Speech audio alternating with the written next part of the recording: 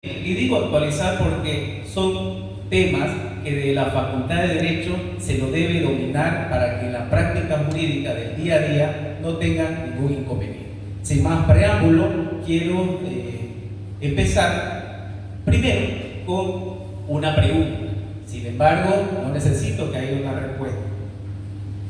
Ustedes, en algún momento, queridos colegas, ¿le ha pasado de que al momento de interponer una denuncia con la víctima llegan a un módulo policial y el policía le dice que no le puede recepcionar la denuncia porque el hecho no ocurrió dentro de las 24 horas? Seguro que sí, se están identificando, ya que existe en la práctica jurídica esa situación. Han participado de inspecciones oculares, han participado de interrogatorio, de contrainterrogatorio en sede policial cuando se lo está tomando la declaración informativa policial al testigo o al imputado. Seguro que sí. Sin embargo, hay aspectos que hay que tomar en cuenta al momento de realizar estas diligencias preliminares. Estos aspectos vamos a recordarlo hoy en día para que se nos quede marcado para el resto de nuestras vidas y podamos ejercer nuestra profesión de la mejor manera. Y para ello vamos a empezar hablando acerca de los sujetos procesales. Es importante, queridos colegas, que ustedes sepan cuáles son los sujetos que intervienen en un proceso penal. Y en primer lugar tenemos a la víctima. La víctima es aquella persona ofendida, es el damnificado. El artículo 11 del Código de Procedimiento Penal establece de que la víctima es la persona justamente a la que se le lesiona el bien jurídico protegido, y está reforzado también por el artículo 76-77. El querellante viene a ser la persona también lesionada, el bien jurídico protegido, pero en este caso se debe formular de acuerdo a lo que establece el artículo 290 del Código de Procedimiento Penal.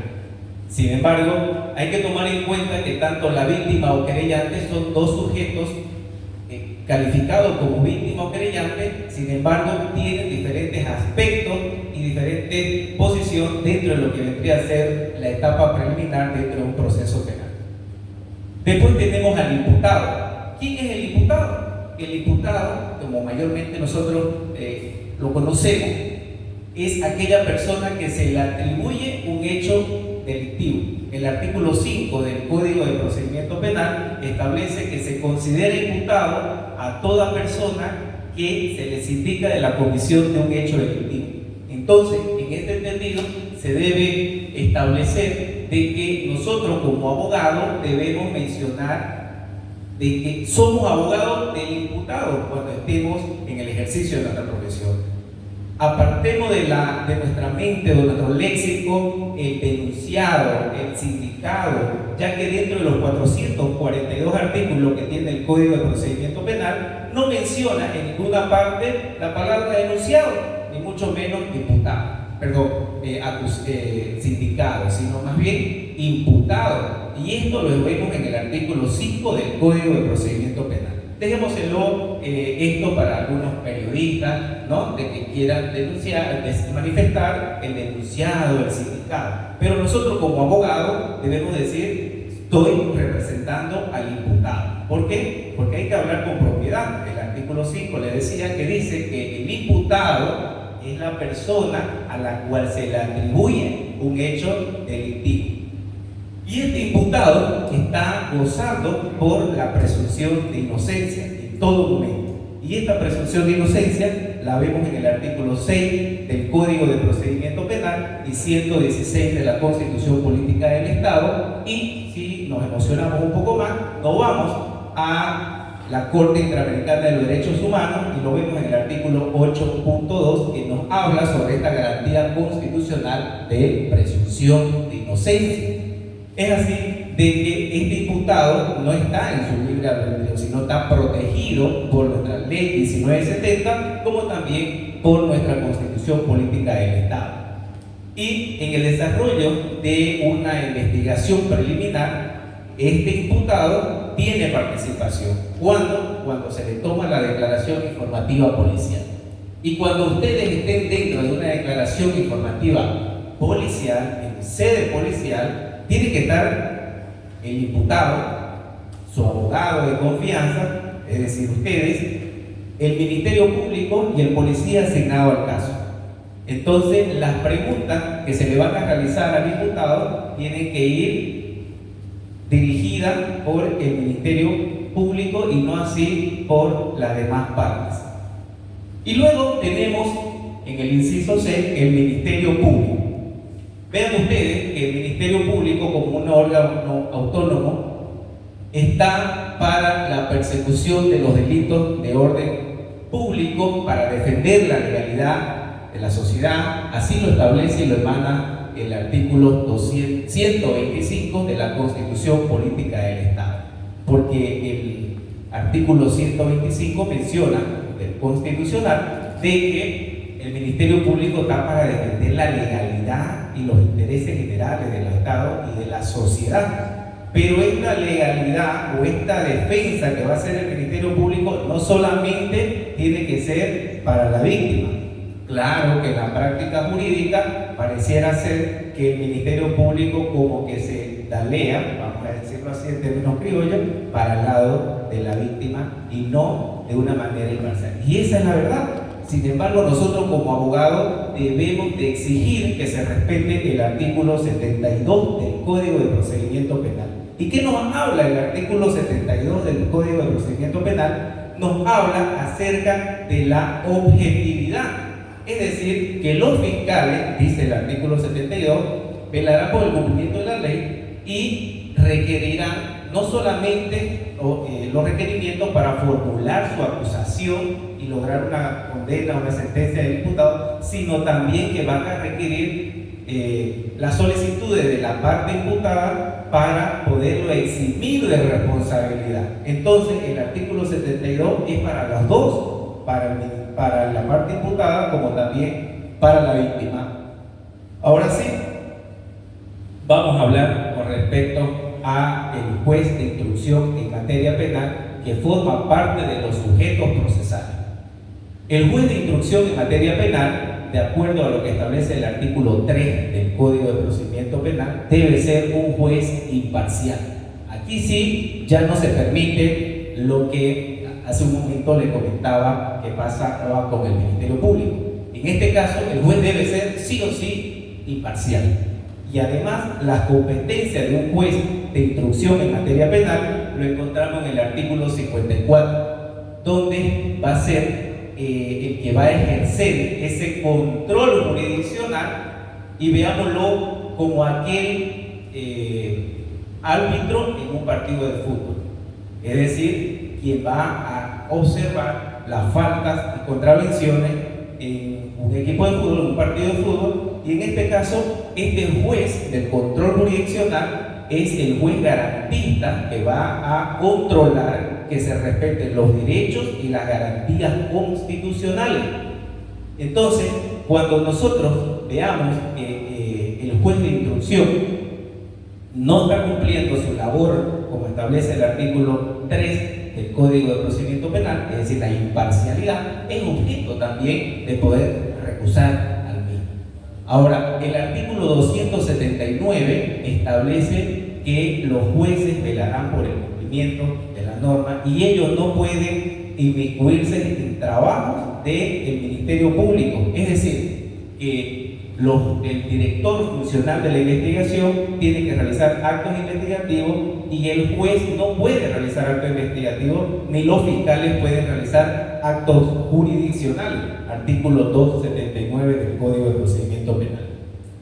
Ahora bien, y ya conocimos quienes forman parte de un proceso penal, es importante recordarlo de la siguiente manera. Tenemos a la víctima, querellante, imputado, Ministerio Público y juez de instrucción. Los abogados en un proceso somos parte accesoria. Yo escuchaba el otro día a un colega que nos decía, ¿no? Pero no me han notificado y por lo tanto yo no voy a comparecer a la audiencia o la misma se debe suspender. No, los sujetos procesales son estos. y nosotros somos parte accesoria al proceso penal. La etapa del proceso penal la ha dividido el legislador en 3 fases. Tenemos, y nosotros lo conocemos de manera práctica y decimos, ¿no? La etapa de un proceso penal se divide en etapa preliminar, etapa preparatoria, juicio oral y recurso. Y así lo conocemos. Sin embargo, la sentencia constitucional 1036/2002 ha establecido y ha dejado base y jurisprudencia que el proceso penal tiene la siguiente división. Es decir, tenemos una etapa preparatoria y esta se subdivide en subfases. Es decir, tenemos la etapa inicial, investigativa, tenemos la etapa preparatoria y la fase conclusiva. Y eso lo dice la sentencia 1036/2002. Y el auto constitucional también 0052/2002, que nos habla acerca de las etapas del proceso penal. Entonces, la etapa preliminar tiene un inicio y esta es de acuerdo a lo que establece el artículo 284, es decir, con una denuncia damos inicio a lo que vendría a ser la etapa preliminar del proceso penal, y esta misma etapa preliminar puede concluir con un rechazo, puede concluir con una imputación o como también puede concluir con una salida alternativa. ¿Y cuáles son las salidas alternativas? Recordemos, son 4 salidas alternativas. La primera viene a ser la suspensión condicional del proceso, criterio de oportunidad arreglada, conciliación y lo que le gusta a muchos colegas, el procedimiento abreviado. No, es broma. Sí, es correcto. El procedimiento abreviado forma parte de las salidas alternativas y viene a ser la fase como concluye el Ministerio Público la etapa preliminar. Entonces, comienza con una denuncia, una acción y con una querella, como también y viene a concluir con lo que vendría a ser las salidas alternativas, un rechazo o una imputación formal. Y la etapa preparatoria empieza justamente con la audiencia de medidas cautelares, donde el juez va a señalar hora y día de audiencia. ¿Para qué? Para considerar esa imputación formal. Porque si, por ejemplo, el Ministerio Público concluyó su etapa de investigación preliminar con una imputación, el fiscal tiene que presentarlo al juez. Recuerden, el árbitro del partido de fútbol, entonces lo presenta ante el juez y este va a convocar a una audiencia. Y en esta audiencia es para justamente hacer un control de los actos investigativos y ver si el imputado se va a defender en libertad o con detención preventiva, y se van a hacer valoración del artículo 302 del Código de Procedimiento Penal, que nos habla de la imputación formal y los presupuestos que tiene que contener. En ese entendido, va a llegar el día de la audiencia y el juez le va a preguntar a la secretaria o secretario del juzgado, ¿no? Señora secretaria, informe sobre la presencia de las partes y quienes se encuentran presentes en sala.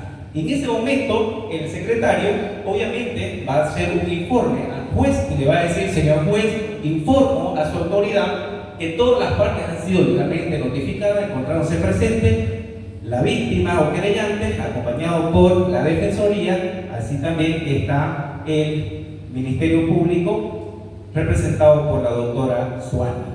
Por este otro lado, tenemos al imputado, acompañado por su abogado de la defensa técnica, que es el doctor Mario Rengel, por ejemplo, ¿no? En ese entendido, ya se instala la audiencia y termina el secretario diciéndole al juez: es todo lo que informa su autoridad para fines consiguientes de ley.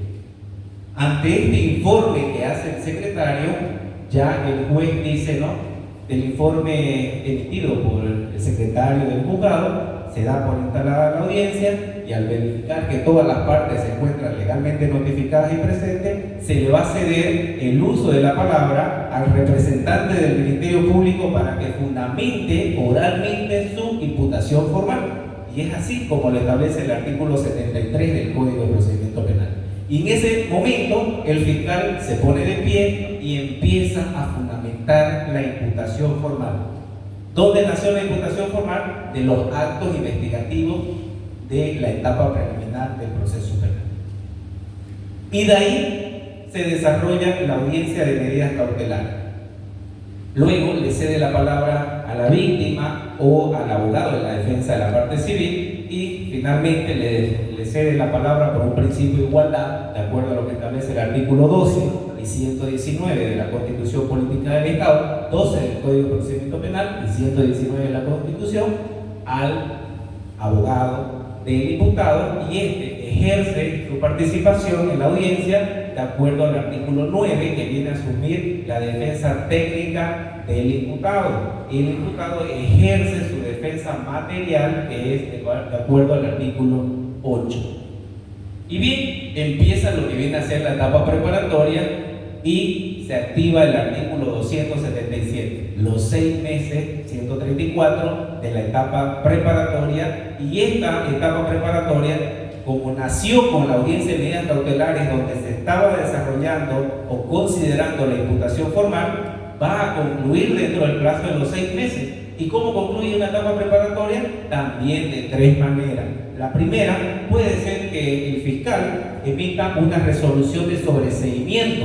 Cuando ustedes vean una resolución que tenga como título sobreseimiento, quiere decir de que el fiscal no tiene los suficientes elementos de convicción para determinar una responsabilidad o poder acusar a un imputado. Recordemos la palabra siempre de imputado. ¿Listo?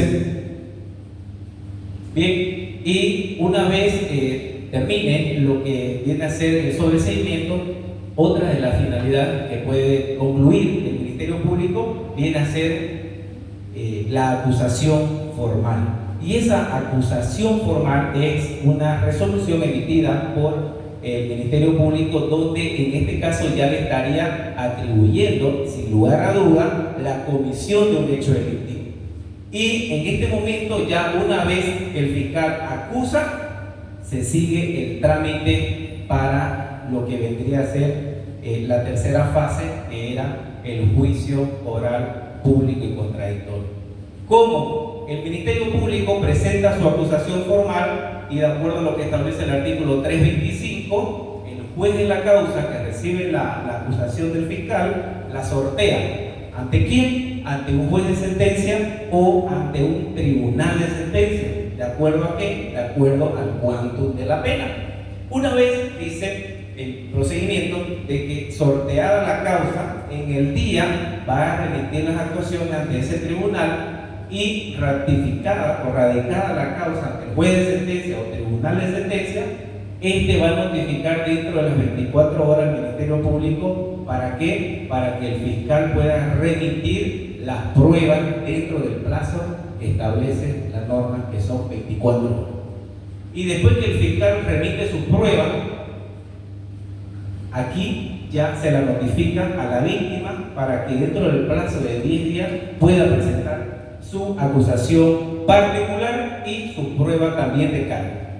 Después de los 10 días se lo va a notificar al acusado para que dentro del plazo de otros 10 días pueda también presentar su prueba de descargo. Muchos colegas agarran y contestan la acusación. No hay que hacer eso porque el código no nos dice que contestemos la acusación. El código nos dice, 340 Romano 3, que lo que tenemos que hacer es presentar nuestras pruebas de descargo. Algunos contestan, pero la ley no dice que contestemos. Nos notifican o lo notifican al acusado para que presentemos la prueba de descargo. Y ahí mismo ya de acuerdo al artículo 342, cumpliendo con los requisitos de la acusación, y el 343 van a señalar el día y la hora de apertura del juicio oral público y contradictorio propiamente dicho, ¿no? Entonces, de esa manera es el trámite cuando el fiscal en la etapa preparatoria concluye con una acusación formal. ¿Ok? Lo presenta el juez de instrucción, el juez de instrucción sortea, de acuerdo al 325, ante un juez de sentencia o un tribunal de sentencia, y posteriormente lo remiten ante estas autoridades, y esto sigue lo que menciona el 340 en sus Romanos 1, 2 y 3. El 1, para que en el término de 24 horas repitan las pruebas.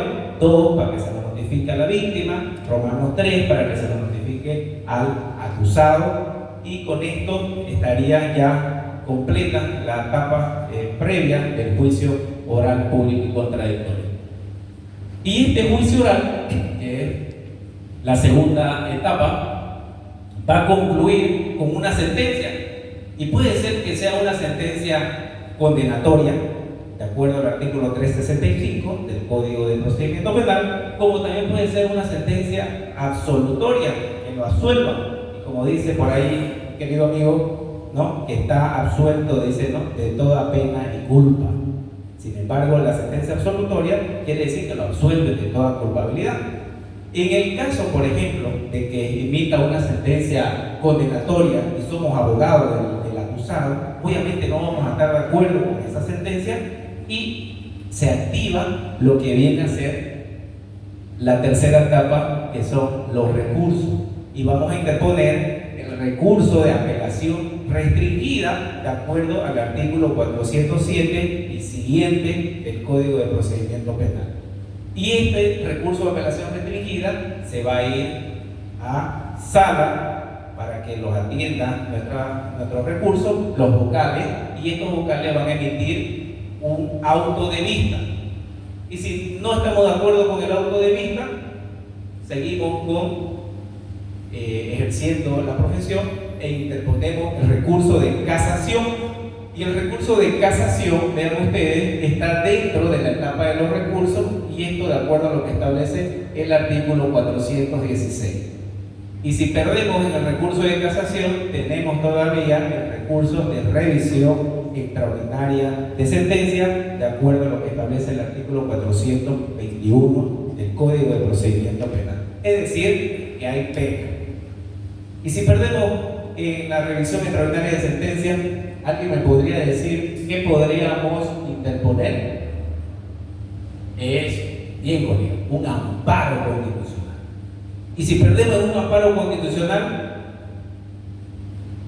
exactamente, podemos irnos a los organismos internacionales y ahí ya se termina nuestro trabajo.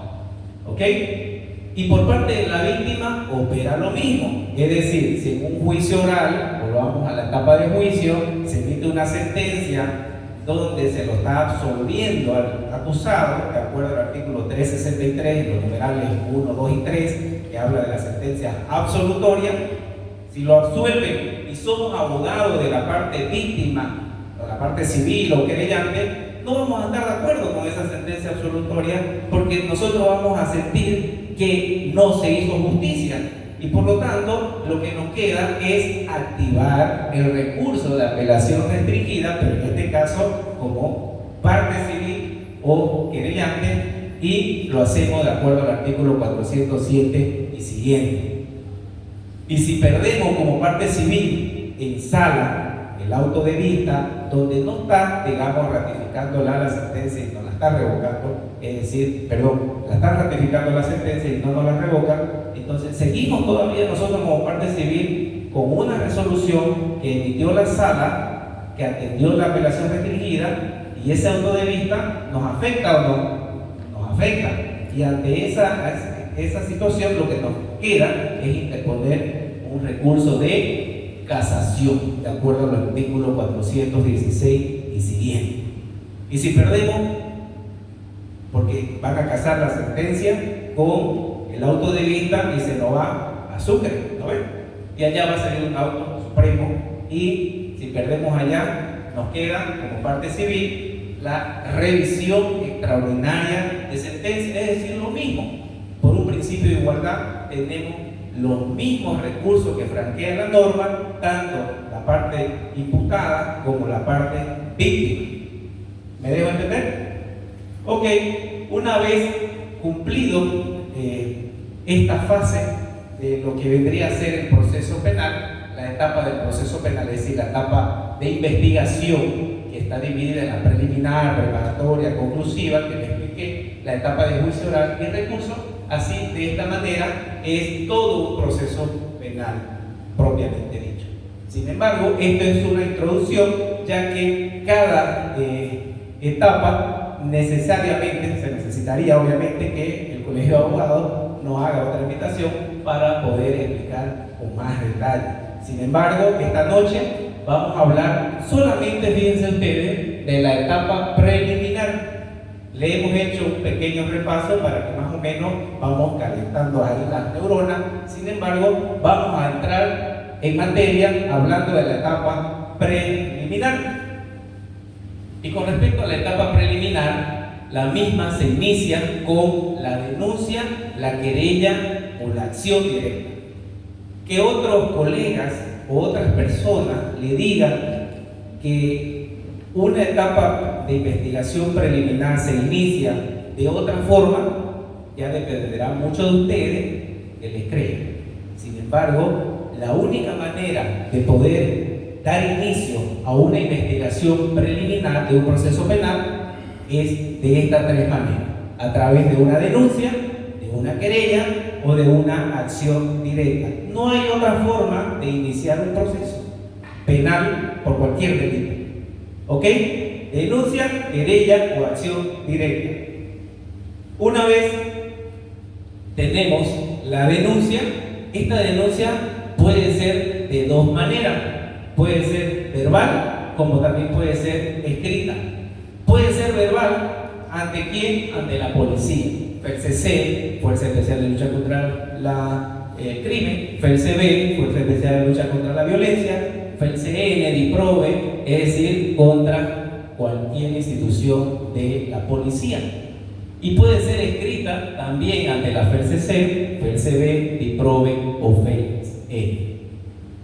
Puede ser escrita ante el fiscal de materia de turno, pero el artículo 280 establece que cualquier persona que conozca la comisión de un hecho delictivo puede denunciar. Si ustedes ven a su vecino que le está maltratando a su hijo, o ven a una persona que está cometiendo un hecho delictivo, pueden ustedes denunciar, porque así lo establece la norma. Cualquiera puede denunciar, pero hay que tomar en cuenta que el denunciante no forma parte del proceso, porque ya vimos cuáles son los sujetos procesales y en ninguna parte dije que el denunciante es parte del proceso. No, lo ven. Era simplemente la víctima, querellante, acusado, el Ministerio Público y juez de instrucción. Entonces, la persona que denuncia no es parte del proceso. ¿Ok? Y esta denuncia, le decía que puede ser verbal o escrita, y es aquí donde a veces existe el problema tedioso de ir a la comisaría y querer aceptar la denuncia, y ahí el funcionario policial le dice: no podemos tomarle la declaración o aperturarle el caso, ya que el hecho no sucedió dentro de las 24 horas. Y ahí la víctima siente una impotencia de que no hay justicia en su país y que comienza a tachar y decir un montón de cosas. Y es donde nosotros tenemos que ejercer este derecho de que deben aperturarle la denuncia, porque el código no establece, no sé de dónde se habrán inventado mis amigos policías, de que la denuncia, al no haber sido, digamos, ocurrido el hecho delictivo dentro de las 24 horas, no le tomen la declaración. No, así haya sido ocurrido ayer, anteayer, hace una semana, un mes, tienen que tomarle la declaración. Y para eso es que se inicia la investigación. ¿Qué investigación? La que estamos viendo, la etapa preliminar, con todos los actos. Si aquí decimos que la investigación empieza con esta denuncia y esta puede ser verbal o escrita, imagínense ustedes que el policía no le quiera tomar la declaración, o sea, no le quiera aperturar el caso. Es decir, no se va a dar inicio a esta investigación penal, no se va a dar inicio a la etapa preliminar. ¿Cuál es el contenido de la denuncia? Y este es un tema muy interesante, ya que a veces ocurre de que y sucede mucho de que no las desestiman, no las observan los fiscales analistas por no formular bien una denuncia. Y una denuncia debe contener, en primer lugar, las circunstancias, es decir, modo, tiempo y lugar, es decir, de cómo y de qué manera se sucedió o se cometió el hecho delictivo. Tiempo, cuándo, lugar, el espacio físico, ¿no? Entonces, tienen que cuidar muy bien el momento de formular, ya sea una denuncia verbal o escrita. Acuérdense, circunstancias, modo, tiempo y lugar. Si ustedes la hacen por escrita y no cumple estos requisitos, de entrada el Ministerio Público se la va a observar. Otro de los puntos importantes al momento de interponer una denuncia es la tipificación, viene a ser el verbo o la conducta del tipo penal y identificar el sujeto activo del mismo. Es decir, qué sé yo, vamos a denunciarlo a Juan Pérez. Entonces, estamos identificando que Juan Pérez vive en la calle Los Penocos, número 80, ¿no? Entonces, y ese verbo rector es la conducta del tipo penal, es decir, adecuar perfectamente la conducta de un hecho delictivo a un tipo penal y que engrane de manera perfecta y sin lugar a dudas. No vayamos ahí a forzar el procedimiento que un hecho de robo, queramos verlo como si fuera robo agravado, o un hecho de hurto como si fuera robo. Eso está mal, no. Entonces, en una denuncia lo que se debe de demostrar es la tipificación. ¿Para qué? Para que no sea, pues, obviamente, objetada por la otra parte. En este caso, el abogado de la parte imputada. Imagínense ustedes que el abogado sea el doctor Álvaro Vidaurre y nosotros tratemos de ir con nuestra chicana jurídica ahí de que lo que era hurto lo voy a hacer robo, lo que era robo lo voy a hacer robo agravado. De entrada voy a ganar un incidente de nulidad de imputación formal o de nulidad con respecto a la tipificación del tipo penal, porque no se adecúan los hechos. Entonces, tomen en cuenta que siempre debe contener la denuncia una tipificación, adecuar los hechos al tipo penal para que no sean desestimadas su denuncia. El elemento vendrían a ser los testigos, los documentos, elementos o indicios. No podemos llamar prueba. El artículo 280 del Código de Procedimiento Penal dice que todos los actos de investigación dentro del cuadernillo de investigación no son prueba en sí, y para que sean constituidos como prueba debe cumplir las formalidades del artículo 333, es decir, introducirse al juicio por su lectura. Por lo tanto, todo lo que se ha trabajado en la etapa preliminar son elementos, son indicios, no son pruebas. Entonces, si tenemos que hacer una reconstrucción, tenemos que presentar a un testigo, eso le va a servir al Ministerio Público como elemento para cuando llegue a emitir su resolución. Si va a ser una resolución, qué sé yo, de imputación formal, por ejemplo, va a establecer las circunstancias, ¿no?, que va a fundamentar y sustentar su resolución con aquellos indicios, no con pruebas, indicios. Ahora bien, la querella, decíamos que era la segunda forma de iniciar un proceso penal. Y esta querella se la hace de acuerdo a lo que establece el artículo 290 del Código de Procedimiento Penal y se presenta por escrito de manera fundamentada ante el fiscal de turno, y este hace el trámite del artículo 290 y siguiente. Obviamente que cuando se interpone una querella se la debe formular respetando los numerales del 290 para que no se gane por ahí una objeción por parte de la contraparte al momento de notificar. La acción directa es la tercera forma de iniciar un proceso penal. Y la tercera forma dice que es cuando un particular o policía sorprende a una persona en un hecho delictivo, es decir, en flagrancia, y estamos hablando de no fragancia de un perfume, sino flagrancia, es decir, como cuando queremos, por ejemplo, decimos, lo encontramos con la mano en la masa, ¿no ves? Mira, lo sorprendimos, eso es flagrancia. Entonces, cuando un particular o un policía ve a una persona que está realizando una comisión de un hecho delictivo, pueden aprenderlo. No necesitan orden fiscal, no necesitan un proceso, lo aprenden. ¿Por qué? Porque es la tercera forma de iniciar o de aperturar un proceso penal. En este entendido, esta flagrancia está establecida en el artículo 230 del Código de Procedimiento Penal y hay tres momentos. Dice el Código de Procedimiento Penal: antes, durante y mientras es perseguido por la fuerza pública. Obviamente hay sentencias constitucionales que establecen de que si lo pierden de vista a la persona que se le está haciendo una persecución y se lo agarra mañana o después de 2 días, ya no se puede llamar flagrancia. Pero si ustedes se topan en una audiencia de medidas cautelares y vemos que el fiscal está diciendo y está presentando como elementos al señor juez una acción directa de una persona que ha sido supuestamente aprendida en flagrancia, pero fue al otro día de la comisión de un hecho delictivo, es objeto de interponer un incidente de nulidad de aprehensión. ¿Por qué? Porque es una aprehensión ilegal e indebida. Y eso lo vamos a ver a continuación. ¿Ok? Entonces, la acción directa se puede dar por particulares.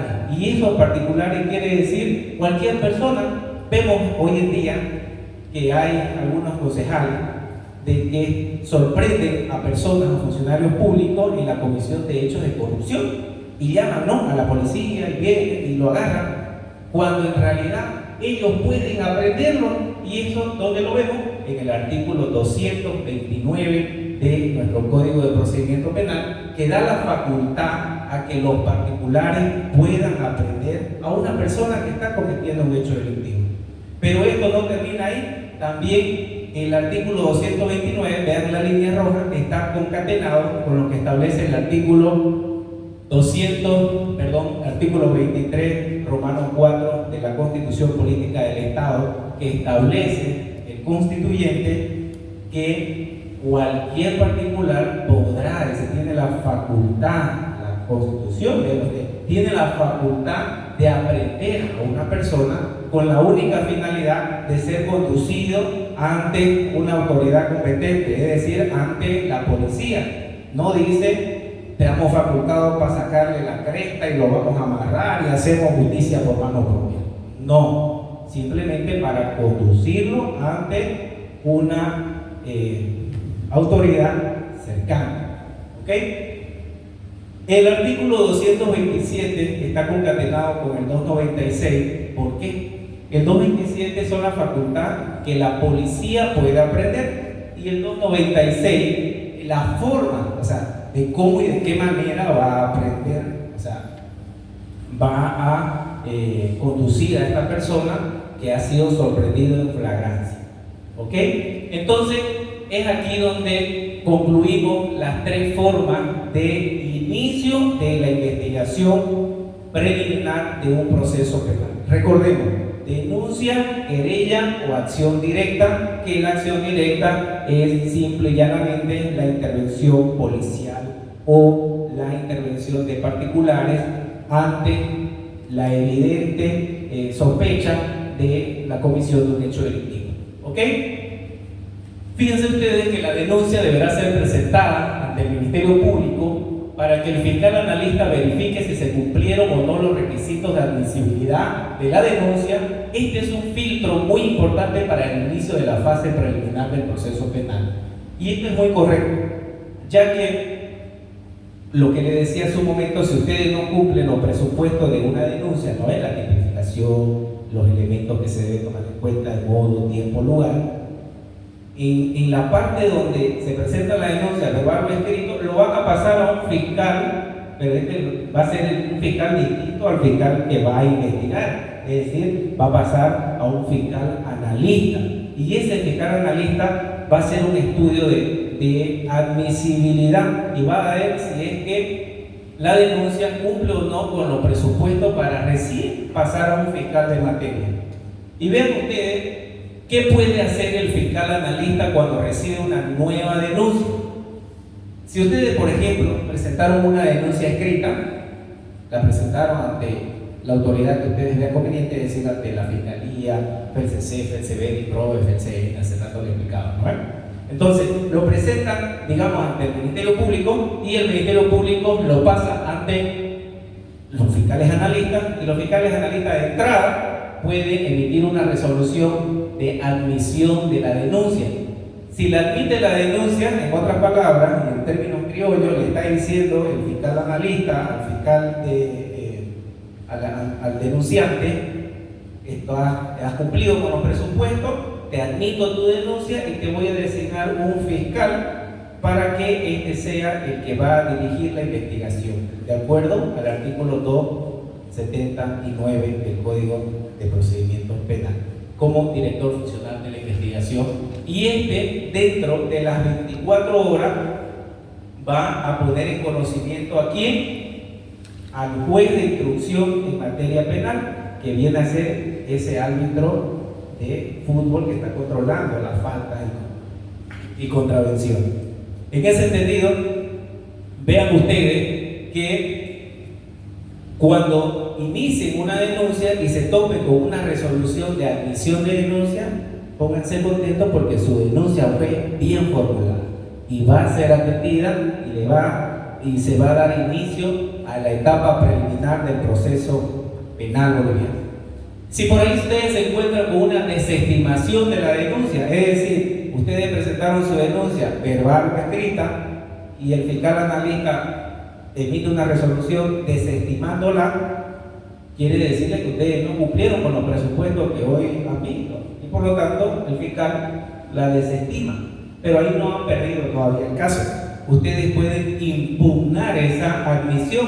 Si ustedes buscan dentro de los 442 artículos que tiene la ley 1970, nuestro Código de Procedimiento Penal, no existe un procedimiento para impugnar una resolución de desestimación de una denuncia, por lo que nos hace necesario utilizar la objeción del artículo 305, es decir, la misma objeción que utilizamos para el rechazo de una denuncia, la utilizamos para objetar la resolución de una desestimación que emiten los fiscales analistas. Y cuando lo hacemos dentro del plazo de los 5 días. ¿Y dónde se va?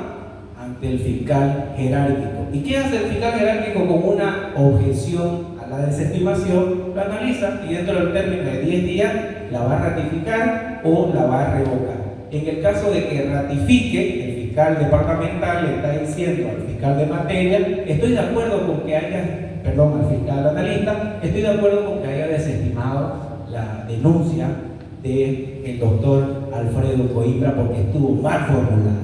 Si de repente agarra el fiscal departamental y le dice que la revoca la resolución, le está diciendo: te equivocaste, señor fiscal analista, la parte denunciante cumplió con todos los presupuestos, por lo que se debe dar inicio al proceso penal boliviano con la admisión de la denuncia. Y esto está establecido en la sentencia 0092/2014-S3 del 27 de octubre, que menciona que al no haber un procedimiento para una objeción a una desestimación, se debe utilizar el artículo 305, el cual utilizamos para objetar un rechazo de denuncia. ¿Ok? Y luego tenemos la observación de la denuncia. Los fiscales analistas también, al momento de que ustedes interpongan una denuncia verbal o escrita, pueden ser sorprendidos con una resolución de esta naturaleza, es decir, con una observación de la denuncia. Y en este caso, normalmente en la práctica jurídica se da de que esa observación la hacen en un término de 3 días para que podamos subsanar. Y una vez cumplido el plazo de los 3 días, gracias doctor, una vez cumplido el término de los 3 días, ustedes cumplen con ese requisito y lo presentan justamente al mismo fiscal analista y este va a admitirla, porque aquí no tengan pena de que se lo vaya a desestimar, ya que simplemente ha observado. Es decir, imagínense que una desestimación sea con que no adjuntó los elementos o los indicios de prueba. Ay, me olvidé, ¿verdad? Tenía que adjuntar los indicios, pues ¿dónde están mis testigos, los documentos? Entonces, agarran y se van a su computadora. La autoridad quien ha emitido la desestimación, ¿quién es? El fiscal analista. Suma a decir, cumplo lo observado. ¿Por qué? Porque es una observación de la denuncia. Y luego vienen las generales de ley, ¿no? Suani, tanto, mayor de edad, hábil por ley, domiciliada en la ciudad de Santa Cruz de la Sierra, calle Andrés Ibáñez, número 90, hábil por derecho, ¿no? Víctima.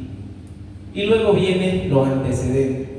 Señora fiscal, toda vez que su autoridad me notificó con la observación de la denuncia el día 23 de enero del 2025, tengo a bien en tiempo hábil y de manera oportuna cumplir la observación por su divina autoridad, y ahí empiezan ustedes, ¿no?, de que por un error, digamos, de taimeo o un lapsus calami, nos hemos olvidado de adjuntar. Sin embargo, en tiempo oportuno cumplimos con esa formalidad. ¿Para qué? Para que pueda su autoridad admitir la denuncia y remitirla ante un fiscal de materia, y dentro del término de 24 horas, remita ante el juez de instrucción para que se dé inicio al proceso penal con la resolución de inicio de investigación.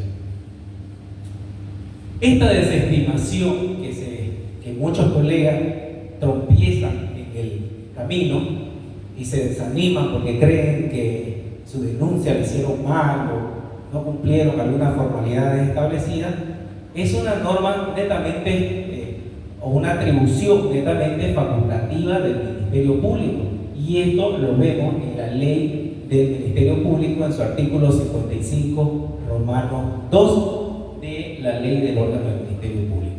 Entonces, cuando exista una desestimación, es decir, que es una resolución en derecho emitida por el fiscal dentro de la ley especial. Después ustedes se van a ver también en el ejercicio de la profesión que lo van a citar a su cliente para que venga y preste su declaración informativa policial. Y ustedes como abogados deben tomar en cuenta cuáles son los actuados que debe contener una citación. O sea, no es que ustedes le llamen María Antonieta de la Nieve y le digan: doctor Eduardo, escúcheme, yo estoy siendo citada en este momento por policía, y ¿qué hago? Muchos a veces le aconsejan: no firme. Igual lo van a aprender a ver y queda notificado, bueno, por celular. Sin embargo, ante esa situación, usted dígale: recíbalo, ¿no? Como está oficial, buen día, buenas tardes, ¿dónde le firma? Aquí le firma. Y en ese momento se saca una foto y se envía a su abogado de confianza, y el doctor Diego va a decir: a ver, ¿qué más le enviaron? No, una hoja nomás que dice que me presenta ante el fiscal mañana a las 3 de la tarde para que tome su declaración informativa.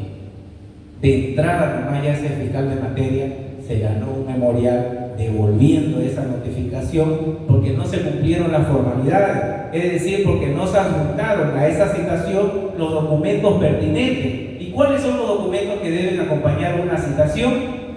Primero, debe estar el formulario de denuncia, esa denuncia que fueron y realizó la supuesta víctima. Y decimos supuesta víctima obviamente porque no hay una sentencia, así que es supuesta víctima. Donde la supuesta víctima denuncia, deben ustedes tomar en cuenta que sea adjuntada a la citación, y esto nos va a permitir que nosotros podamos ejercer ese derecho a la defensa. Otro de los documentos que deben acompañar es el inicio de investigación. Y este inicio de investigación, ¿se acuerdan ustedes que yo les decía que cuando una vez el fiscal recibe la causa, es decir, la denuncia, después de pasar por el filtro del fiscal analista, el fiscal informa al juez?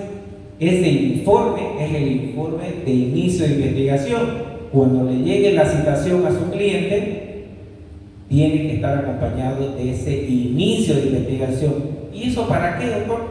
Eso nos va a permitir que nosotros conozcamos al árbitro del partido de fútbol, es decir, al juez que va a controlar que el proceso se lleve a cabo sin vicio de nulidad, de acuerdo a lo que establecen los artículos 15, 16 y 17 de la ley del órgano judicial.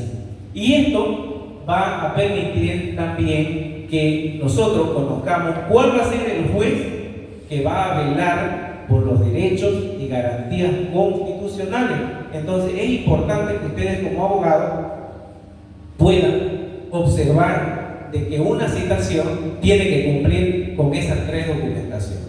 Si falta una de esas, devuelvan esa. Y eso no es chicanería, sino que estamos nosotros de alguna manera reconduciendo el proceso para que se lleve también, digamos, sin vicio de nulidad y no le echemos la carga a los jueces o a las autoridades, que porque la ley dice que ellos deben cuidar que el proceso no haya, digamos, nulidad. Si nosotros también vemos de que no se está cumpliendo el procedimiento, podemos reconducirlo.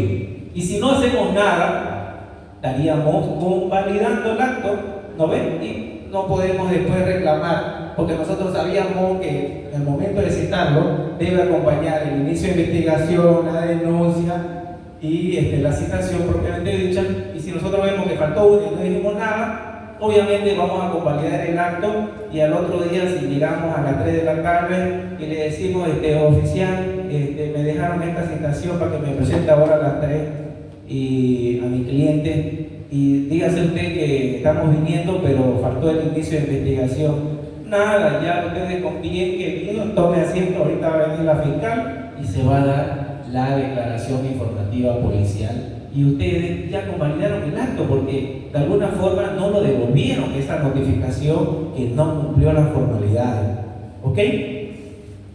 Y de aquí empieza ya lo que a nosotros nos gusta, ¿no? Los actos preparativos, las diligencias. Y esta diligencia nosotros la vemos en el artículo 295 del Código de Procedimiento Penal. Es decir, vemos al fiscal, que es el ensaconado, que en la práctica no vemos, ¿no? Panan de polerita y esas cosas, no importa, ¿no? Y vemos al policía, que el policía viene a ser el brazo operativo también del Ministerio Público y va a ayudar, de acuerdo al 295, a realizar los actos de investigación. Y va a ser, por ejemplo, la recepción de las declaraciones de los denunciantes, las declaraciones de los partícipes. El fiscal puede ordenar la aprehensión de presuntos autores, el registro de los hechos, vigilar y proteger el lugar de los hechos, levantar planos, tomar fotografías y grabaciones, secuestrar con autorización del fiscal, eso está haciendo el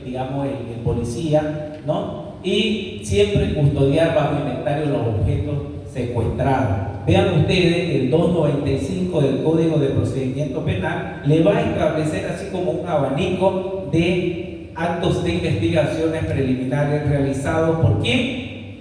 Por el policía asignado con la dirección del fiscal de materia. ¿Para qué? Para que se pueda llevar adelante lo que son los actos de investigación preliminares. Y el código establece otras diligencias más.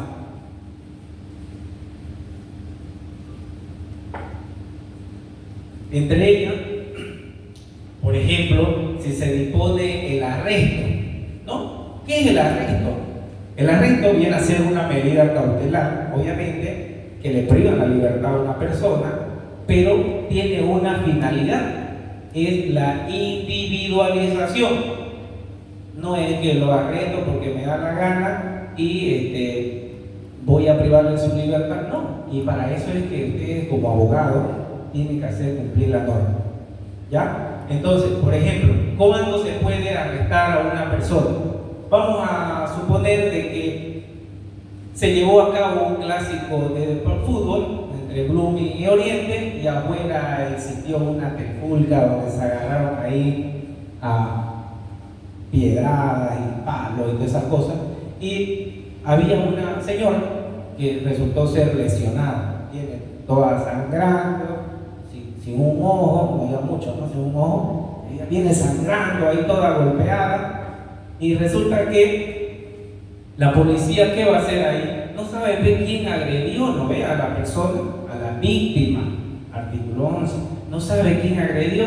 Ante esa situación, todos los que estén en ese lugar pueden ser arrestados. ¿Para qué? Para poder individualizar si uno de ellos cometió el delito. Y si ustedes vivían al frente y salieron a ver la pelea, igual los policías ahí por mirones pueden arrestarlo, aunque ustedes le digan, pero vine a comprar pan o estoy con el pollo, igual que hacía ahí en el lugar de los hechos. y lo llevan y le van a interrogar. Y obviamente van a decir, pero yo me encontraba en ese lugar, escuché una bulla, salí a mirar, y ese arresto va a dar lugar a que los policías digan, no, este no tiene nada que ver, es un curioso, vaya a su casa.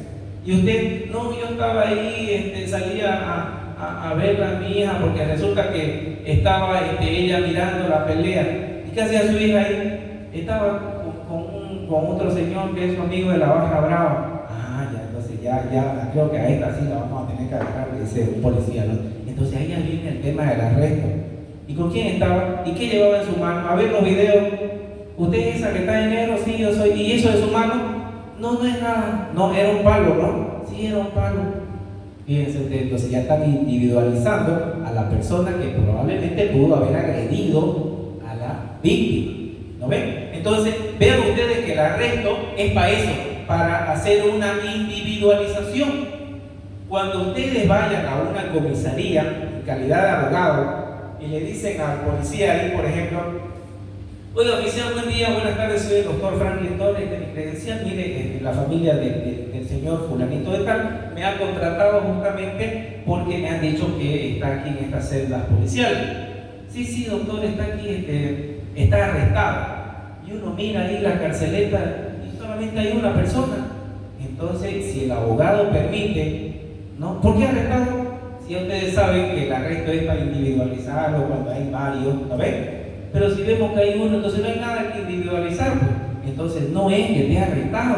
Y en ese momento ustedes lo que deben hacer es exigir que se pongan en inmediata libertad, ya que no necesita individualizar. Y esto no lo digo yo, uno de los abogados reconocidos en el Foro Cruceño Nacional ha establecido ya un concepto de lo que viene a ser el arresto. Vean ustedes lo que dice Jorge José Bardadaza dentro de su libro Las medidas cautelares, en su página 123, indica que el arresto es una medida cautelar de carácter investigativo, provisional, la misma que no puede tener una duración máxima de 8 horas, destinada únicamente a evitar que se puedan dar a la fuga los posibles autores con ese de un hecho criminal, entremezclándose con las víctimas o los testigos de un hecho, entremezclándose. Es decir, son varias personas que están ahí y es necesario privarles su libertad de manera provisional para descubrir, ¿no?, quién lesionó el bien jurídico protegido, lo que sea, robo, lesiones. Si es que hay varios, todos deben ser arrestados hasta el mirón, ¿ya? Y ven ustedes que el arresto también ya fue interpretado por el Tribunal Constitucional a través de la sentencia constitucional 128, quebrado 2012, del 2 de mayo de 2012, que menciona que el arresto es una medida cautelar extrajudicial de carácter personal consistente en la privación de libertad del investigado por un tiempo breve y un propósito específico aplicable por el fiscal o los funcionarios policiales. Sentencia constitucional 128. Y ustedes saben que de acuerdo a lo que establece el artículo 203 constitucional, todas las sentencias emitidas por el Tribunal Constitucional son vinculantes y de cumplimiento obligatorio. Entonces, fíjense, tenemos la ley, tenemos la jurisprudencia, la doctrina y sentencias constitucionales, ya que nos han dado la base o el insumo de qué es un arresto. Entonces, cuando nosotros estemos en el ejercicio, no permitamos de que personas estén privadas de libertad sin necesidad de hacerlo, es decir, sin esa individualización. Pero si ustedes, vamos a poner otro ejemplo, son contratados porque resulta ser que en la calle Aroma sucedió una riña y pelea y los policías arrestaron a 4 o 5 personas y ustedes llegan al lugar, al módulo policial, y van a asistir, digamos, a su cliente, y este cliente le dice: abogado, ¿sabe qué? Sucede que yo estaba ahí y yo no tengo nada que ver, pero ya voy 10 horas ya detenido aquí. y ni siquiera me hicieron llamar a mi corteja, ni a mi abogado, ni a nadie, ni a mis familiares. Entonces ya ustedes saben que la sentencia constitucional 128, la jurisprudencia de hecho que tiene un término, es provisional, son 8 horas, no 10, ni 12, ni 24 horas, y ante esa lesión al derecho fundamental de la libertad, pueden ustedes interponer, hacen de un lado el proceso penal y se van a la vía constitucional y aplican lo que establece el artículo 125 de la Constitución Política del Estado e interponen ¿qué? Una acción de libertad.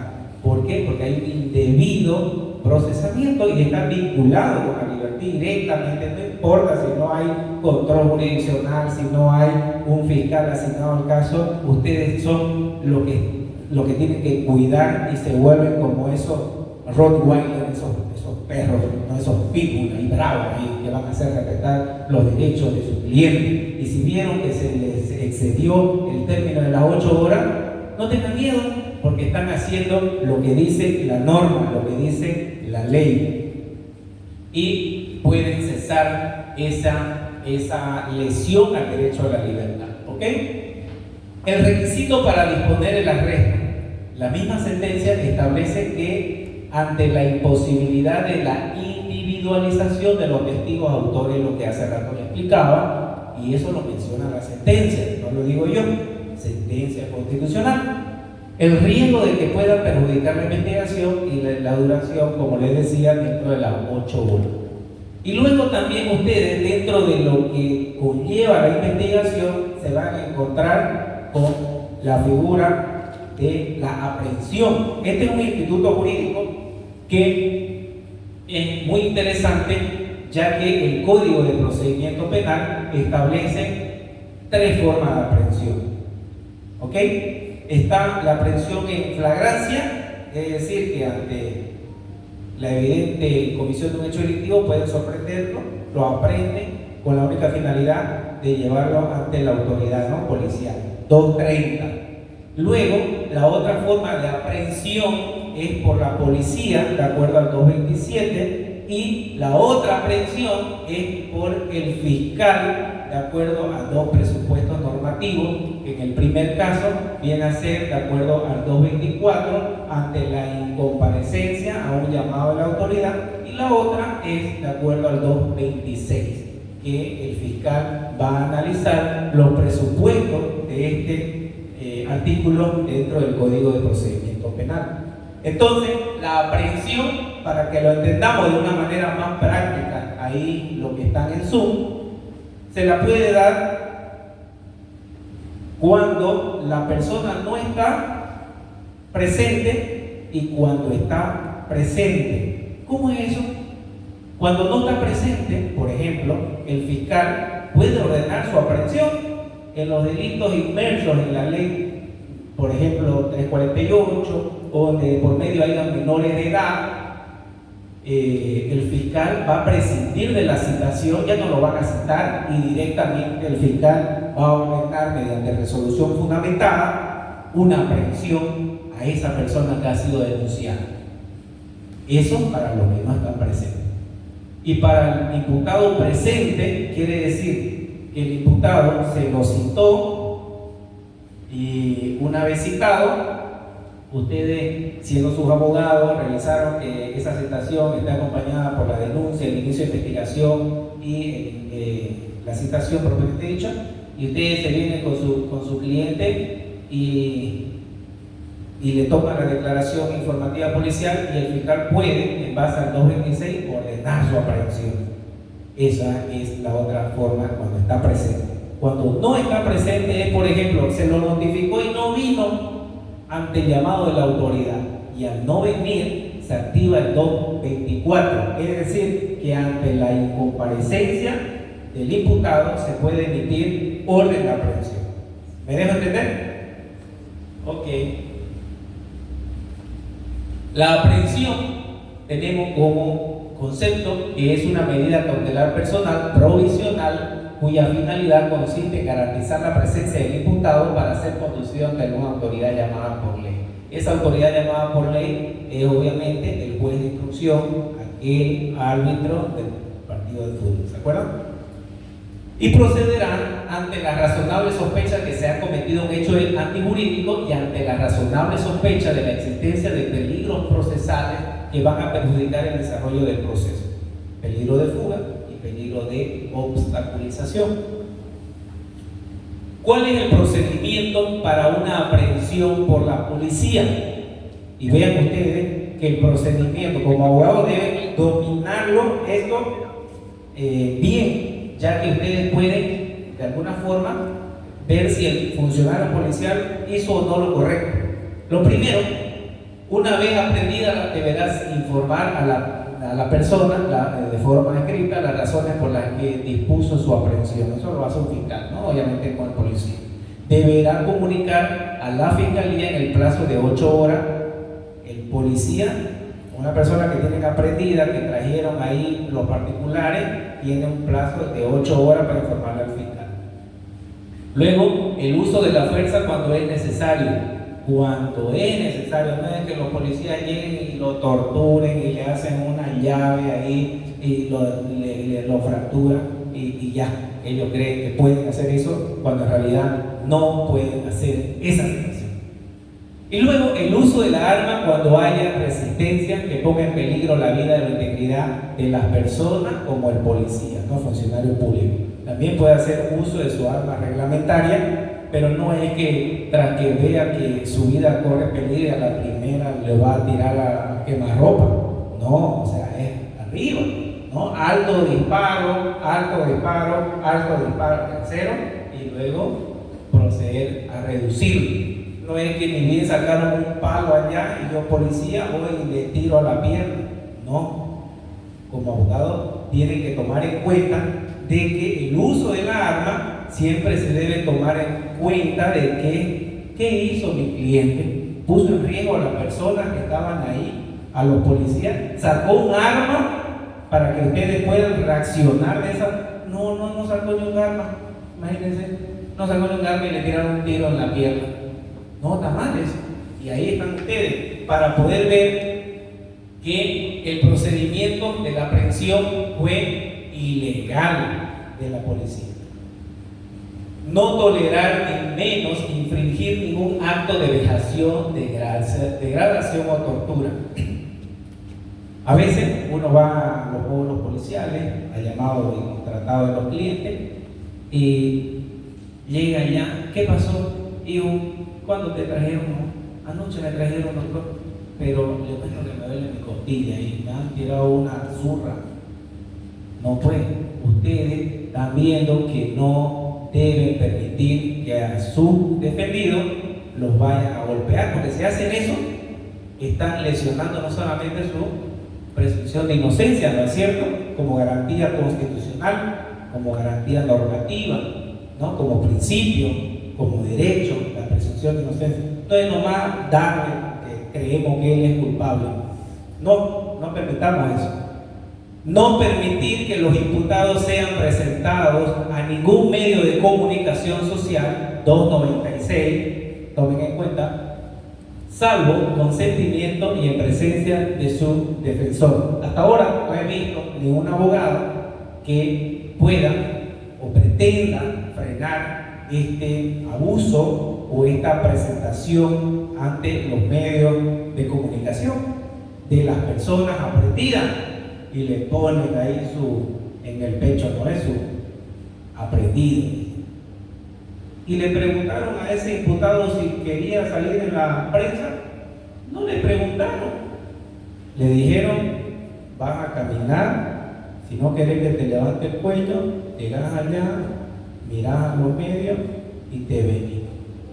O sea, hasta ahí manejan la psicológica y ese pobre imputado llega allá, aprendido, sale, y se violó lo que establece el 296, el consentimiento. Y por último no había ni su abogado.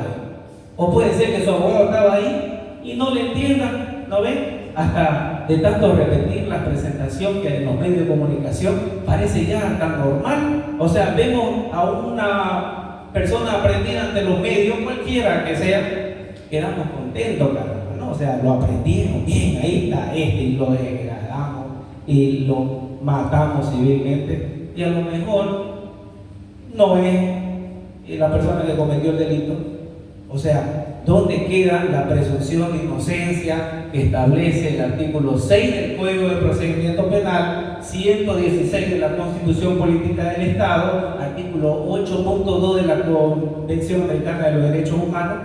O sea, ¿de qué sirve si nosotros no ejercemos o no hacemos respetar la normativa que protege a estas personas que son inocentes y deben ser tratados como inocentes, no como culpables?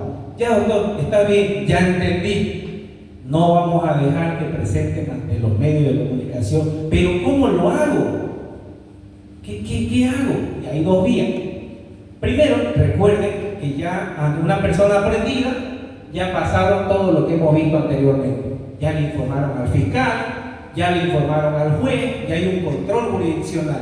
Y habiendo un control jurisdiccional, puede uno como abogado, ante la evidente lesión al derecho de consentimiento y demás, y el artículo 296, con respecto al principio de legalidad, es decir, al derecho positivo, a lo que está escrito, a la ley, nosotros vemos que se lesionó, interponemos un incidente ante el juez, que es el Contralor de Derechos y Garantías, para que éste haga respetar y estas autoridades no las vuelvan, digamos, a hacer, es decir, que no vuelvan a hacer la presentación sin el consentimiento y sin la presencia del abogado. Y si vemos que ese juez de instrucción no hizo nada, no nos quedemos ahí, apartemos el derecho penal y vámonos a la vía constitucional y nos vamos al artículo 130 e interpongamos una acción de privacidad. Y esta acción de privacidad deben de tomar en cuenta que ya es ante jueces distinto al juez que conoció la causa, es decir, ante un juez garantía. Ojalá se dé la oportunidad de tener un cliente que me lo presente ante los medios de comunicación y yo, sin dudarlo, accionaría, porque no estoy haciendo nada ilegal, porque la misma norma nos lo permite, artículo 130 constitucional. Y si está dentro del control jurisdiccional, pues también activo los mecanismos ante el juez del control jurisdiccional. Y se acabaron las presentaciones de los medios de comunicación.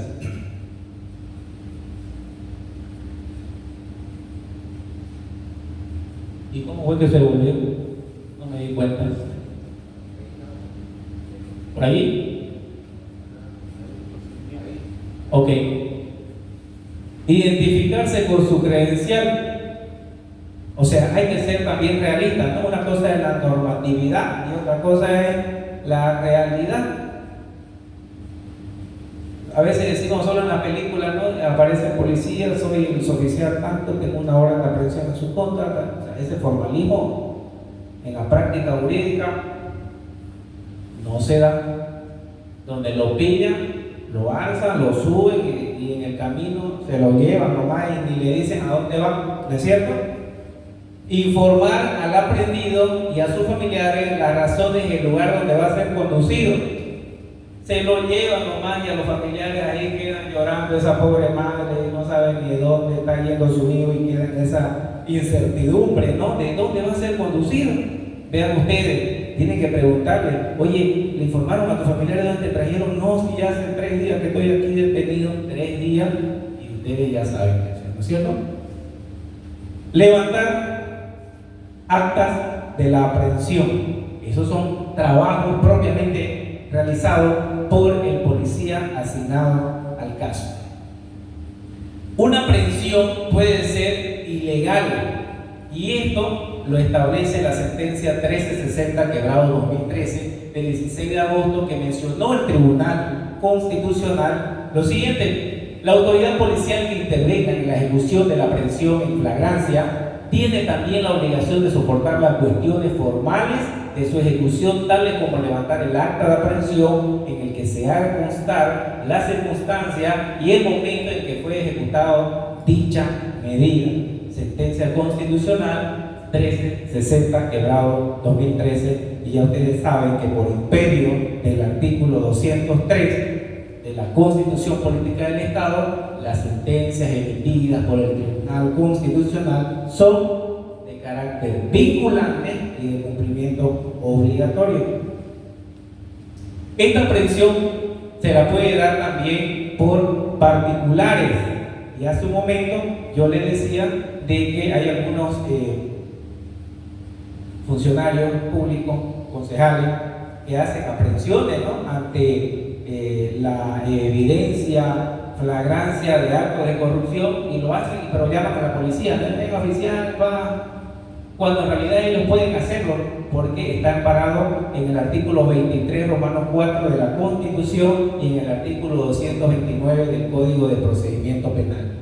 Así que, al igual ustedes, si ven que se está cometiendo un hecho delictivo, hacen lo que sale en la foto. Se lo agarra a ese delincuente y se lo lleva para que una autoridad pueda, digamos, informar al fiscal de materia, y ahí se dé también el inicio de la investigación preliminar. No es para hacer justicia por manos propias. O sea, no es que, no, ayer el doctor Franklin me dijo que podemos agarrarlo, y además el artículo 23, Romanos 4, dice que la Constitución nos da esa facultad. Ya, le da esa facultad, pero no de agredirlo, ¿ya?, sino de aprenderlo y además recoger los objetos con el cual se cometió el hecho delictivo. A ver, el palo, la arma, y le dicen al oficial, mira oficial, esta persona la encontramos violando, la encontramos hurtando, la encontramos estafando, la encontramos robando, bien, la encontramos golpeando, lesionando, ¿no? Entonces, ¿y qué va a hacer el policía? Sí, ¿dónde? Allá está el lugar. Bueno, ¿estaba él lesionando o ustedes lo lesionaron? Muchas oficiales, me emocioné. No hay eso, ¿ya? Ustedes agarran a la persona, o si no, si le llaman y le dicen, digamos, doctor Cristian, la pasa, tengo una persona aquí que se ha adentrado en una casa y está robando y lo hemos agarrado. En ese momento, el abogado, obviamente, que escuchó esta clase, va a decir, ¿sabe qué, señora? Agárrenlo y llévenlo a la policía. No esperen a que venga la policía, porque ustedes saben que la policía lejos para que se iguale al FBI, ¿no es cierto? O sea, van a tardar en llegar, a eso me voy. Entonces, ustedes lo conducen a el presunto autor ante el policía más cercano para que se active la etapa preliminar. Vean ustedes que al comienzo les dije 3 formas de aperturar una denuncia, o sea, un proceso penal: denuncia, por querella y por acción directa. Y esa acción directa es en flagrancia, y esa acción directa puede ser conforme al 229 por particulares, 226 por la policía, y en este caso estamos hablando de la aprehensión por particulares de acuerdo al 23 Romanos 4 de la Constitución y el artículo 229 del Código de Procedimiento Penal. Ustedes tienen que identificar cuando el fiscal puede hacer una aprehensión ilegal o indebida. Y esa aprehensión ilegal o indebida, para que ustedes puedan ver si se cumplieron o no los presupuestos del artículo 226, vamos a abrir el artículo, no sé, por favor, doctores, si me ayudan, artículo 226 del Código de Procedimiento Penal. Por favor, ¿le pueden dar lectura? Artículo 226. Aprehensión por fiscalía. El fiscal podrá ordenar la aprehensión del imputado cuando sea necesaria su presencia y existan suficientes indicios de que es autor o partícipe de un delito de acción pública sancionado con pena privativa de libertad, cuyo mínimo legal sea igual o superior a 2 años y que pueda ocultarse, fugarse o ausentarse del lugar u obstaculizar la averiguación de la verdad, excepto en los delitos previstos y sancionados por los artículos 132 bis, 185, 254, 271, primer parágrafo y 331 del Código Penal. Bien, fíjense ustedes, el artículo 226 nos habla cómo el fiscal puede hacer una aprehensión, y hoy ustedes van a ver cómo esa aprehensión puede ser legal o ilegal o indebida. Y para que ustedes puedan hacer un análisis del artículo 226 que leyó la doctora Marisol, es haciendo esta explicación. Es decir, tienen que analizar la legalidad formal y la legalidad material. En la legalidad formal vamos a ver si fue emitida la aprehensión por orden escrita, es decir, salvo en flagrancia, lo que establece la norma, ¿ya? B, por adopción de una medida legal, es decir, la aprehensión ante una desobediencia de un artículo 224, es decir, cuando no compareció ese imputado ante una citación, claro, aprende por el 224, legalidad formal. Y luego venimos a hablar, en inciso C, el cumplimiento del término de las 24 horas para remitir al aprendido ante el juez. Es decir, que el fiscal tiene 24 horas para remitir a ese aprendido ante el juez, pero si esa persona está 48 horas detenida en sede policial, ya no estaría cumpliendo con la legalidad formal, ¿no es cierto? Pues ustedes tienen que identificar.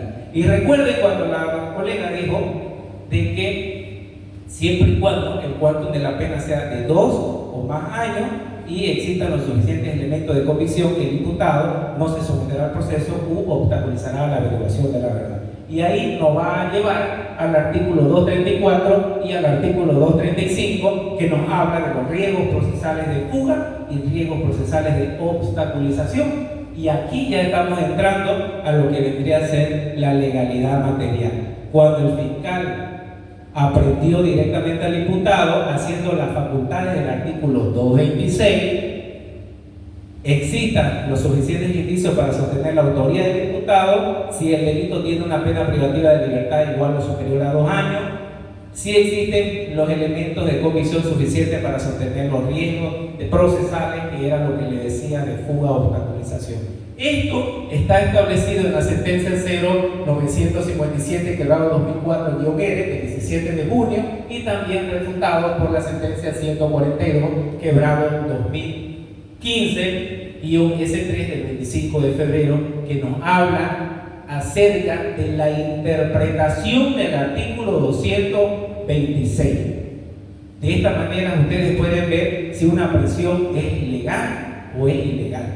Y si ustedes identifican que no se cumplieron las formalidades de ley, en la audiencia de medidas cautelares, cuando el juez diga, se le cede la palabra al representante del Ministerio Público, el doctor Diego Infante, para que fundamente oralmente su imputación, en ese momento el abogado debe saltar, ¿no? Es decir, la palabra señor juez con carácter previo, la defensa técnica del imputado Juan Pérez va a interponer incidente sobreviniente de nulidad de aprehensión porque es ilegal e indebida, y solicito a su autoridad que me conceda el uso de la palabra para poder fundamentar y probar el presente incidente.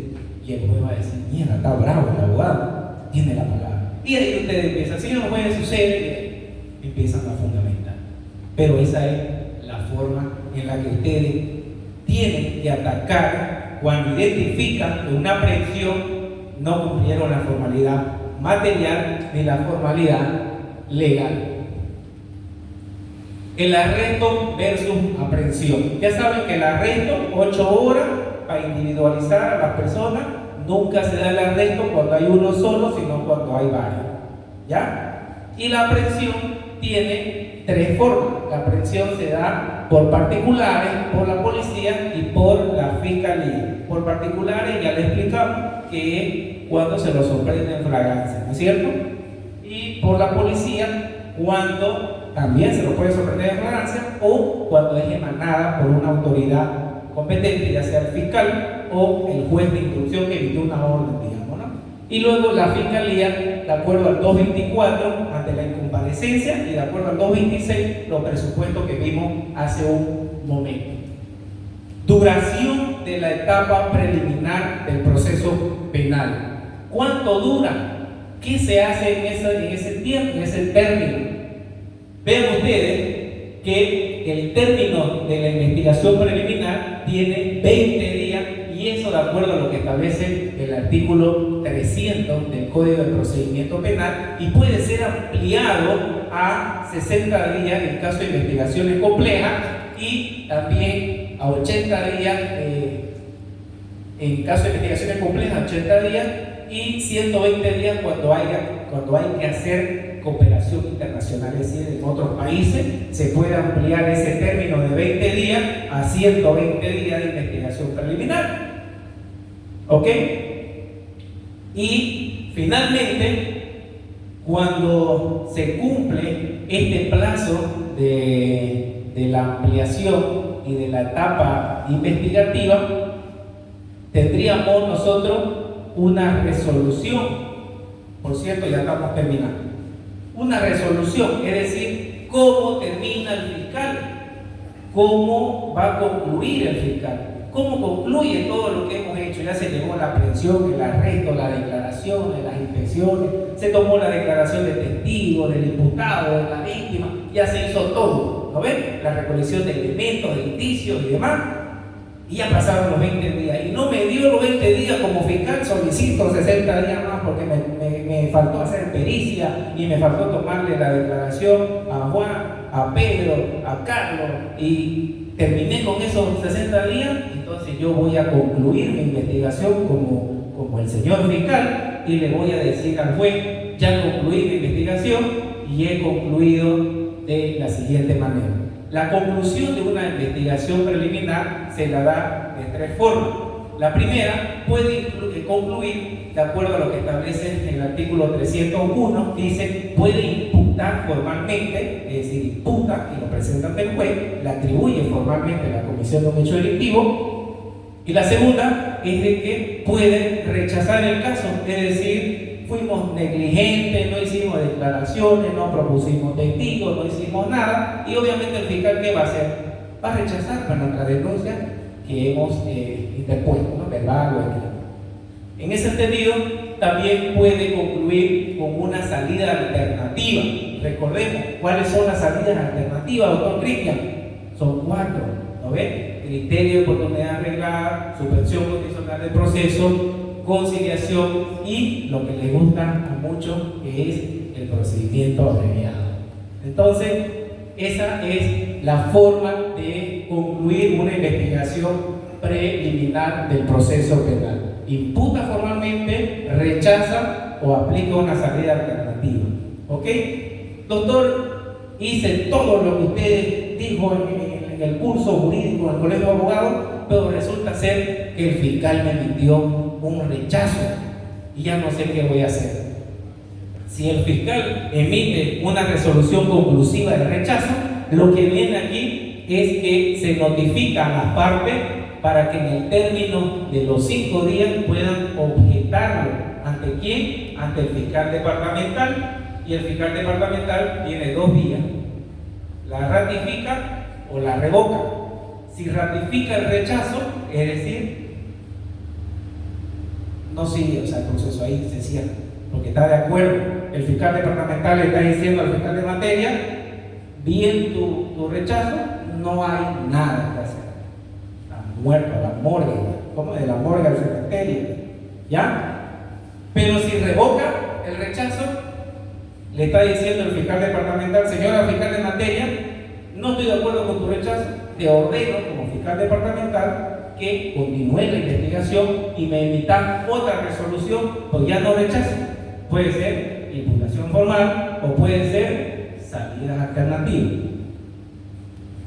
Bueno, creo que hemos llegado a la parte ya final. Espero que haya sido de su agrado y hemos puesto todo nuestro conocimiento acá para poder compartir con ustedes, y al mismo tiempo queremos y vamos a estar prestos a escuchar algunas preguntas acá del público, como también las preguntas que nos realicen de manera virtual a través de escrito, por favor, y aquí nuestra licenciada Ivana nos va a hacer llegar las preguntas para que podamos disipar. Muchísimas gracias por su atención.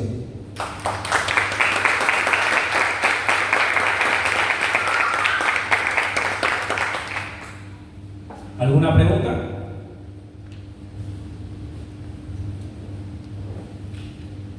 Bueno, primeramente muy buenas noches a todos los colegas. Felicitarlo, doctor, por la excelente ponencia. Bueno, mi pregunta va a la última parte donde usted exponía y decía sobre la etapa preliminar, ¿no es cierto? Decía que tiene un tiempo de 20 días, 40, 60, 120 días en caso de organizaciones criminales. Pero mi pregunta va dirigida al plazo, al tiempo, si es días hábiles o días calendarios. ¿Cómo se computa eso, doctor? Muy buena pregunta que nos realizan, y es verdad, y creo que me olvidé, ¿no?, de hacer esa explicación, porque llegamos a confundirlo incluso, ¿no? El otro día un colega me dijo, doctor, ¿sabe qué? Yo estaba controlando los 20 días de la investigación preliminar y el fiscal resulta que amplió a 60 días, y yo controlé los 60 días de la investigación preliminar y presenté ante el juez de instrucción para que lo conmine al fiscal de materia a través de la Fiscalía Departamental para que en el término de 5 días imita su resolución conclusiva, ¿no ven? Porque había terminado la etapa de investigación y tenía que el fiscal concluir con cualquier cosa, pero que concluya, digamos, ¿no? Que sea con un rechazo, que concluya con una salida alternativa o una imputación. Sin embargo, el doctor, le cuento que el juez me dijo, estése al procedimiento, y ya no sé si el procedimiento dice 20 y 60 días, y la fiscal solicitó 60 días. Y claro, lo que hizo el colega es que estaba confundiendo la forma de contar los días. Y es ahí donde el doctor Diego Infante nos dice cómo debemos hacer el conteo del término.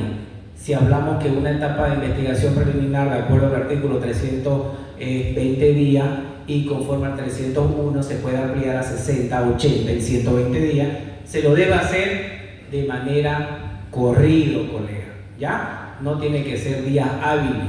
Y eso, si alguien tiene, por favor, la ley del Ministerio Público, por favor, el artículo 4, si le damos lectura al artículo 4 de la ley 260, ley del órgano del Ministerio Público. Por allá tenemos, por favor, si le pasan el micrófono allá. Por favor, colega, ayúdenos. El artículo 4, Romano 2 de la ley 260. ¿Qué dice? Artículo 4, 2 Romano. El Ministerio Público ejercerá sus funciones de manera ininterrumpida durante las 24 horas del día, incluyendo domingos y feriados. Dice que los sábados se va a ir a su casa y vuelve el lunes. No, de corrido. Entonces ustedes lo van a llevar ese control de los días de la investigación preliminar, días calendario. ¿Está bien? Listo. ¿Alguna otra pregunta? Ahí el doctor Cristian tiene, por favor, si le pasamos el micrófono.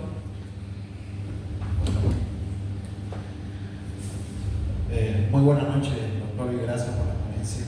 Hay una pregunta. Usted manifestó que la etapa preliminar tiene un tiempo de duración de 20 y casos complejos 80. ¿Qué pasaría en los delitos de la ley 348, donde menciona el artículo 94? El Ministerio Público solo tiene 8 días de plazo para investigar. Excelente pregunta, doctor Cristian. Tenemos la ley 348, por favor. Vámonos rápidamente al artículo 94 que dice el doctor Cristian. Y es evidente, sin embargo, hay que tomar en cuenta de que al tratarse de una ley especial, y claro, dice, ¿no?, el articulado, el legislador ha establecido que para los delitos inmersos en la ley 348 son 8 días de investigación preliminar. ¿Y qué hacemos?, dice el doctor Cristian. Le hacemos caso a la ley 1970, el Código de Procedimiento Penal, o le hacemos caso a la ley 348 con respecto al término. ¿No ven? Si aquí han aprendido que son 20, 60, 80 y 120, pero ahora ya dice que es 8 días. La respuesta es la siguiente. que cuando se trate de... ¿Pillaron la ley 348?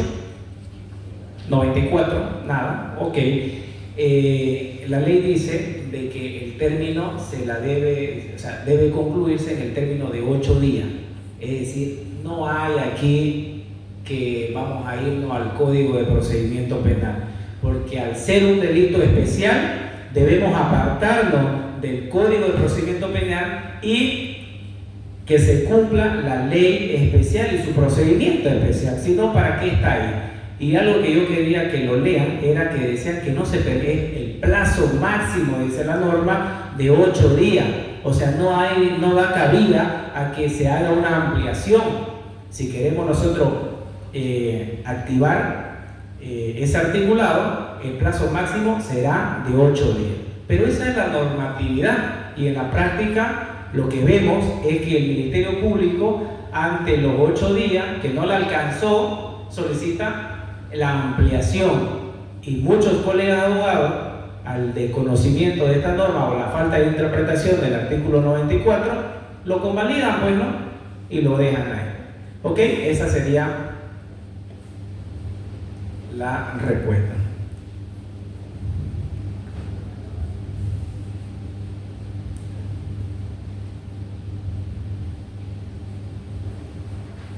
Perdón, colega, si me explica, no le entiendo la pregunta. ¿Qué quiso decir?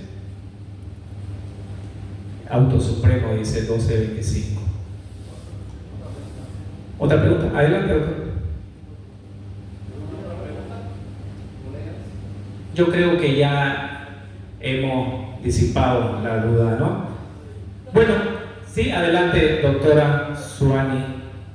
Gracias por venir. Gracias, doctor. Buenas noches. Buenas Felicidades por la ponencia. Las horas posteriores a la comisión del hecho delictivo,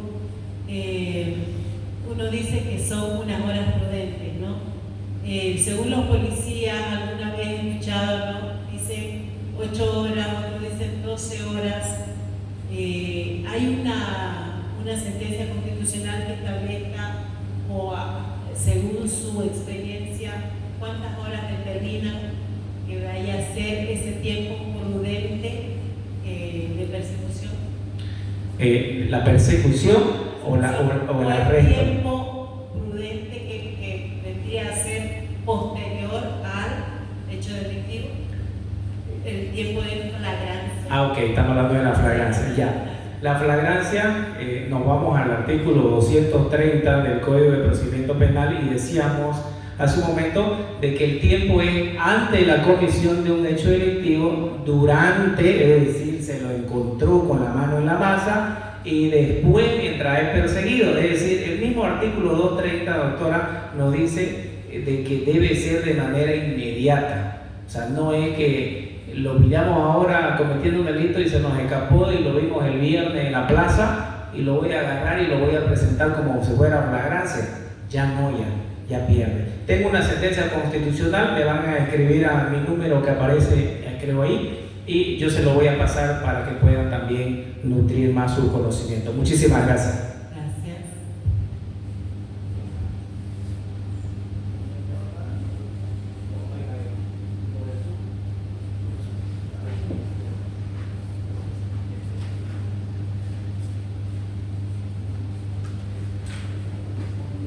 Concluyo.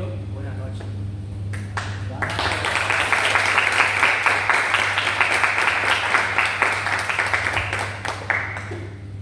Como dice el padre, ¿no? Pueden irse en paz.